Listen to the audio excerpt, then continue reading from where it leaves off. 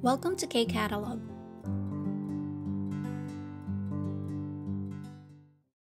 Level 2 Unit 10 ng textbook na po tayo. Start tayo with okay vocabulary. Ang sabi, 이 근처에 무엇이 있어요?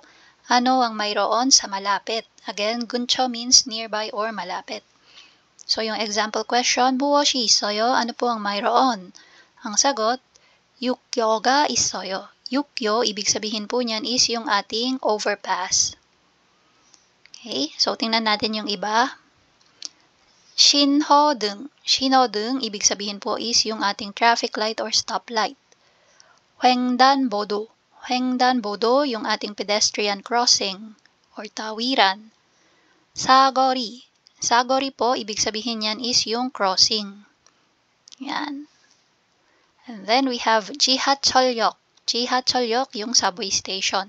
So kapag nakakita kayo ng ganyan, yung may number, so usually indication yan na subway, entrance or exit ng subway station. Next, 버스 정류장. So ito po, 버스 정류장. Ito naman ay bus station. So tingnan natin yung mga nasa pink na box. 약국이 병원 맞은편에 있다. Sabi niya, yung pharmacy or yung butika ay nasa pagtawid ng ospital. Okay, 맞은편, ibig sabihin across. So, sa pagtawid or sa tapat, pwede din. Tama naman, ito yung ospital natin, and then ito yung 약국. Next one. 왼쪽으로 가다. So, again, 왼쪽 means left. So, sabi niya, pumakaliwa, no? Go to the left. Dito naman, 쭉 가다 or 똑바로 가다. Same po yan ang ibig sabihin. 쭉 가세요, 똑바로 가세요. Ibig sabihin po niyan is dumiretso lang, go straight. 오른쪽으로 가다, ito naman, 오른쪽, right. So, ibig sabihin, pumakanan naman siya this time. Punta sa kanan. Now, tingnan natin yung nandito sa baba. Sabi, 다음 장소에 어떻게 가요? Paano daw pupunta sa sumusunod na lugar? So, ito, 약국, 은행, and PC방. Paano daw pupuntahan yung mga yan? 그림을 보고 이야기해보세요. So, refer daw tayo dun sa picture and mag-discuss tayo. Example, sabi niya, 여기에서 약국에 어떻게 가요? So, starting here or simula dito, paano po magpunta sa butika? Tapos yung sagot niya, 쭉 가세요. Diretso po kayo. 병원 맞은편에 있어요. Nasa pagtawid po siya ng ospital or nasa tapat po siya ng ospital. Okay, tingnan natin yung picture. So, example, si Kuya yung nagtanong, ito yung starting point niya. Kunyari, dito tayo. So, sabi no, 쭉 가세요. Diretso daw. So, diretso. Pag diretso mo, ayan na yung ospital, no? Tapos sabi niya, 병원 맞은편에. So, tawid ng ospital, andun na daw yung pharmacy. So, correct. Tama yung kanyang instruction paano pumunta. So, try natin yung, so okay na tong 약국. Try natin yung 은행. So, asan ba yung 은행? Ayan, ito po yung 은행. Paano ang gagawin? So, mas maganda siguro, dito tayo from dito yung starting point, no? So, pwedeng gamitin mo yung 횡단보도, pwede din naman yung 신호등, kung ano yung mga pwede mong gamitin to, describe paano magpunta. So, in my case, pipiliin ko yung 사거리, yung crossing. So, gawa muna tayo ng question. 여기에서, gawin natin yung format dun sa example kanina. 여기에서, tas papalitan lang natin yung lugar, this time, 은행 na, no? 은행에, 어떻게 가요? Okay, tapos yung sagot natin, so again, ang gagamitin ko is yung 사거리. So, sabihin ko, dun sa may crossing, pumakaliwa ka. Okay, tama naman dito. Pagdating niya sa crossing, kaliwa lang siya, and makita niya na yung bangko. So, sabihin natin, 사거리에서, 사거리에서, tapos, 왼쪽으로, 왼쪽으로 가세요. Yan. Okay? So, yung next naman, okay na si 은행. How about PC방?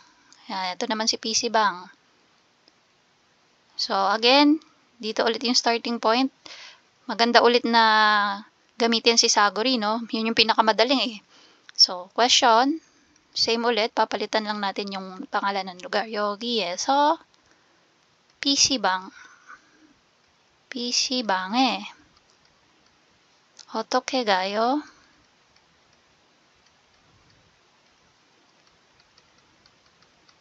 Tapos, yung magiging sagot natin, 사거리에서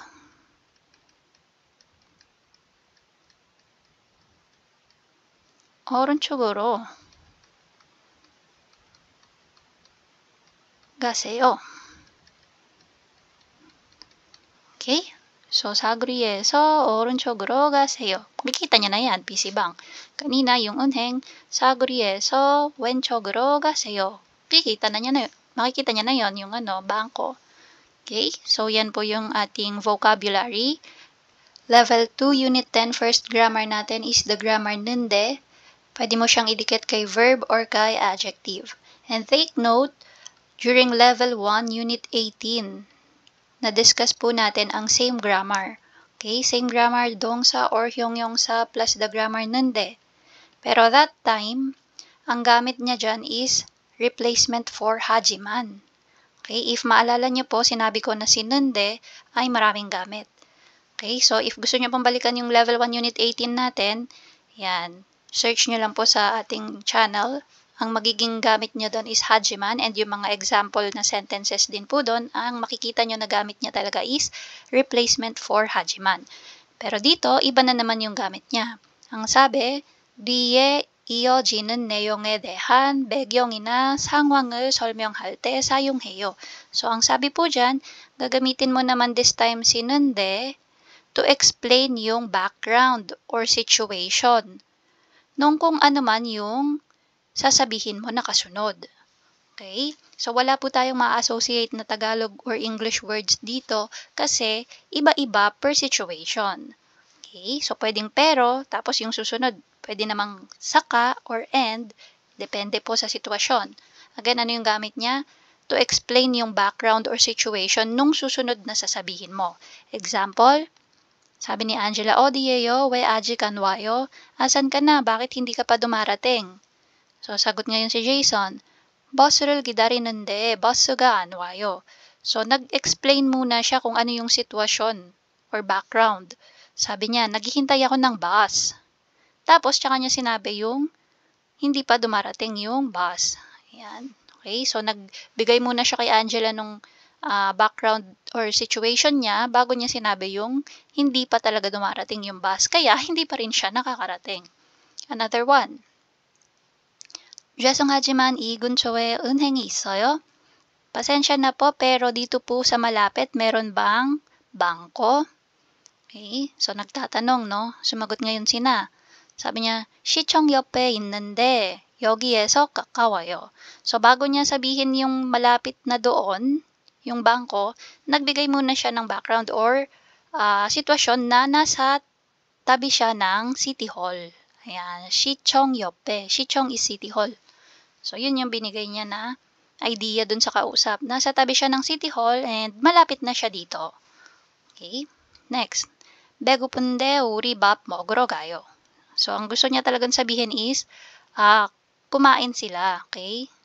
So, umalis at kumain. Pero bago niya sabihin yon, nagbigay muna siya ng idea na gutom na siya. Okay? Gutom na ako, tara't kumain na tayo. Next. 요즘 한국어를 배우는데 아주 재밌어요. So, yung gusto niyang sabihin is masaya. Okay? Na-enjoy niya. So, para mabigyan ng idea yung kausap, ano yung na-enjoy niya? Yan, sinabi niya na, these days, nag-aaral ako ng Korean language. So, yung gusto niya talagang tawag dito, sabihin dun sa mga kausap niya is yung feeling na na-enjoy niya at the moment. Pero para magkaroon ng mas maintindihan siya ng mga kausap, nagbigay siya ng idea na these days, nag-aaral ako ng Korean language and na-enjoy ko siya. Okay? So, yun po yung gamit nung nunde this time. Now, para naman sa rules ng nunde na grammar. So, dito, pag verb yung tudugtungan mo, it doesn't matter kung nag-end siya sa vowel or sa consonant. So, either may batchim or wala, you use nunde. Example, 먹다, may 받침, 먹는데. 가다, walang 받침, 가는데. Again, for verb, kung may 받침 man yan or wala, it doesn't matter. Just add nende.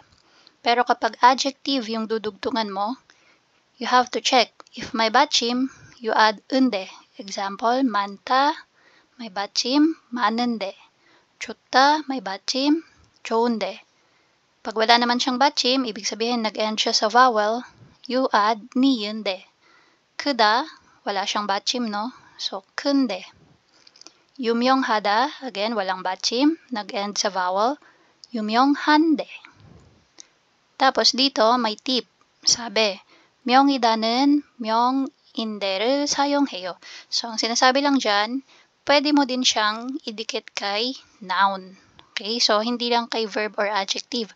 Pwede din daw kay 명사 or noun. Pero, hindi naman siya madalas nagagamit. Kaya, ano lang siya, kumbaga hindi na nilagyan ng example. Pero, sige, try natin. Paano pag 명사? Ano daw yung gagamitin? 인데. Example, 학생. So, it doesn't matter din kung may 받침 or wala pagdating sa 명사, no? So, yusin natin. Again, pag 명사 naman yung didikitan, katulad sa verb, it doesn't matter kung may 받침 or wala. Okay? May 받침 or wala, nag-end sa vowel or sa consonant, doesn't matter. Just simply add inde. Okay? Example, 학생. May 받침. 학생인데. Okay, ano pa? 학교. Walang 받침. 학교인데. So, same. May 받침 or wala, inde yung ilalagay. So, yan po yung ating 동사 or 형용사. And again, pwede din si 명사 plus the grammar nende. Now, apply natin yung grammar na nende. So, nilagay ko na dito sa gilid yung rule, no? Para hindi tayo malito. Again, pag verb yung dudugtungan, just simply add nende.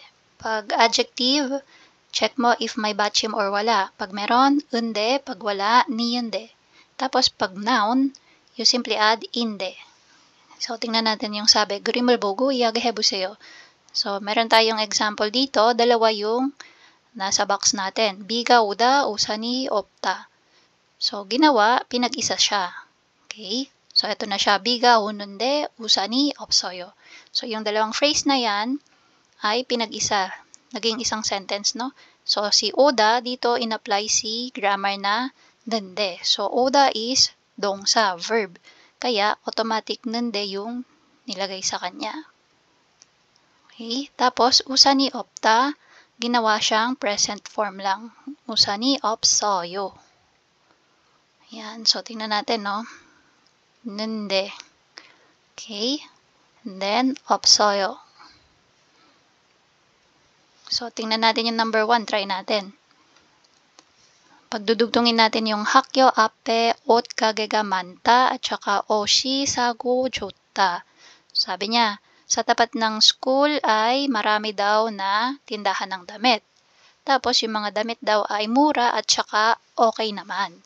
So para maging isang sentence siya, si 많다 magiging 많다 is 형용사 or adjective. So meron siyang 받침 kaya 은데 yung ilalagay natin. 많은데. Tapos, 옷이 싸고 좋다, gagawin lang nating present form, magiging 좋아요. Okay?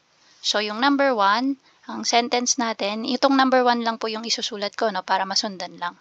So, kanina, yung dalawang phrases, magiging isa na lang. 학교 앞에 옷 가게가 많은데, hindi ko na pala isusulat. Sundan nyo na lang yung sasabihin ko. 학교 앞에 옷 가게가 많은데, 옷이 싸고 좋아요. So, yun na yung isang statement natin. Try natin number 2. 부모님 생신이다. Tapos, 한국에 있어서 못 가다. So, gagawin natin sa isang statement. 생신이다 magiging, so yung ating magiging inde. Actually, yung dudugtungan natin is noun, 생신, birthday. So, dito, magiging 생신인데. 생신인데. Okay? Tapos, 한국에 있어서 못 가다 magiging gayo. So, yung statement natin is, 부모님 생신인데 한국에 있어서 못 가요. Birthday ng magulang ko, kaya lang nandito ako sa Korea, kaya hindi ako makakapunta. Number 3, 지하철을 탔다. So, past tense na yan, no? 탔다. So, meron tayong, tada is verb. So, 동사 siya. Anyway, nande yung idudugtong natin. And then, 없다 magiging 없어요. So, yung statement is, 지하철을 탔는데 자리가 없어요. Nakasakay na ako ng subway, kaya lang walang pwesto. So, nakatayo siya. Hindi siya nakaupo. So, yan po yung 1, 2, and 3 natin. Sa number 2, ang sabi, 친구와 약속을 해보세요. So, sabi, gumawa daw tayo ng schedule with our friends. So, katulad niyan, example, kunyari ito si letter A. Nagtanong siya, 날씨가 좋은데 같이 운동할까요? Maganda yung panahon ngayon, ano kaya kung mag-exercise tayo or mag-workout tayo? Sasagot yung isang kaibigan niya, si B. 네, 좋아요. Oh, okay yan. And then, si letter C naman, ang sagot, 미안해요. 시간이 없어요. Uy, pasensya na, wala akong time ngayon. Okay, so hindi siya makaka-join. So, ganun din yung gagawin natin, no? Pero this time, ang naisip ko na scenario is, may exam sila next week, tapos si letter A ang magsasabi na, exam na next week, mag-review kaya tayo sa library. Yan yung question niya. Tapos, si B, isasagot niya is, oh sige, maganda yung naisip mo. And then, si letter C naman, ang isasagot niya ay, naku, meron akong schedule with the dentist today, kaya hindi ako makakasali sa inyo. Yan yung scenario natin. So, paano natin yan sasabihin? So, next week may exam. 다음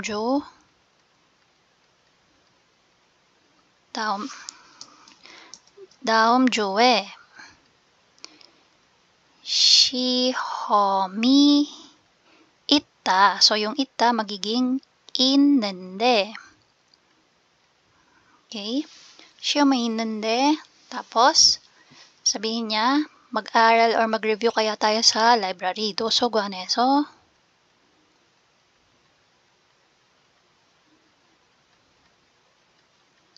ano kaya kung mag-review tayo sa library? 시험 공부를